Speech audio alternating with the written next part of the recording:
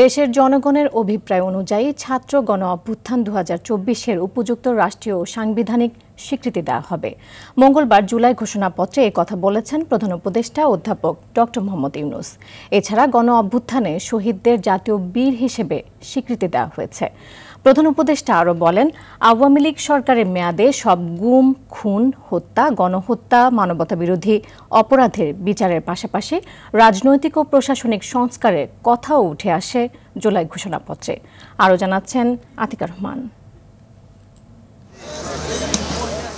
জুলাই গণ অভ্যুত্থানের বর্ষপূর্তির দিনে জাতীয় সংসদ ভবনের দক্ষিণ প্লাজায় ৩৬ জুলাই উদযাপন অনুষ্ঠানে জুলাই ঘোষণাপত্র পাঠ করল অন্তর্বর্তী সরকার। এই মহেন্দ্রক্ষণের সাক্ষী হতে রাজধানীর মানিক মিয়া এভিনিউয়ে জড়ো হয় উপদেষ্টা পরিষদ, বিভিন্ন রাজনৈতিক দল, সামাজিক সাংস্কৃতিক সংগঠন, জুলাই শহীদ পরিবারের সদস্য, জুলাই আহত যোদ্ধা এবং বিভিন্ন শ্রেণী পেশার মানুষ।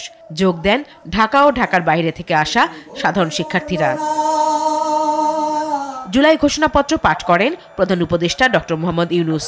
এ সময় তিনি বলেন, ফ্যাসিস্ট হাসিনার আমলে সংঘটিত গুম, খুন, হত্যা, গণহত্যা, মানবতাবিরোধী অপরাধ ও সব ধরনের নির্যাতনের বিচার করা হবে।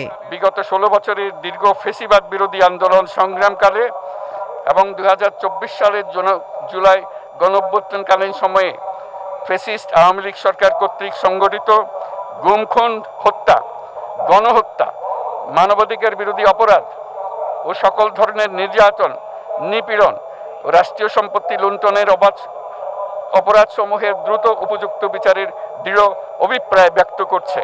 ঘোষণাপত্রে জুলাই অভ্যুত্থানের শহীদদের জাতীয় বীর হিসেবে ঘোষণা করা হয়।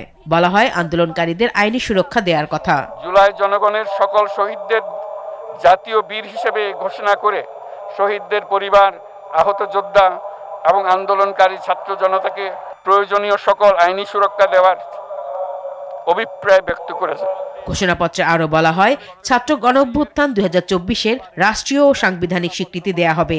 ছাত্র গণঅভ্যুত্থানের 2024-এর উপযুক্ত রাষ্ট্রীয় সাংবিধানিক স্বীকৃতি প্রদান করা হবে এবং পরবর্তী নির্বাচনে নির্বাচিত সরকারের সংস্কারকৃত সংবিধানের তফসিলে এই ঘোষণাপত্র সন্নিবেশিত করা হবে এবং 5ই আগস্ট 2024 সালে গণঅভ্যুত্থানে বিজয়ী বাংলাদেশের জনগণের আকাঙ্ক্ষার প্রতিফলন হিসেবে এই ঘোষণা প্রণয়ন করা হলো। সাংবিধানিক সংস্কার, আইনের শাসন ও মানবাধিকার, দুর্নীতি, শোষণমুক্ত, বৈষম্যহীন ও মূল্যবোধ সম্পন্ন সমাজ এবং গণতান্ত্রিক রাষ্ট্র ব্যবস্থা প্রতিষ্ঠার অভিপ্রায় ব্যক্ত করা হয় ঘোষণাপত্রে। আমরা পুনরায় ফিরে যাচ্ছি। আতিকা রহমান, RTV, ঢাকা।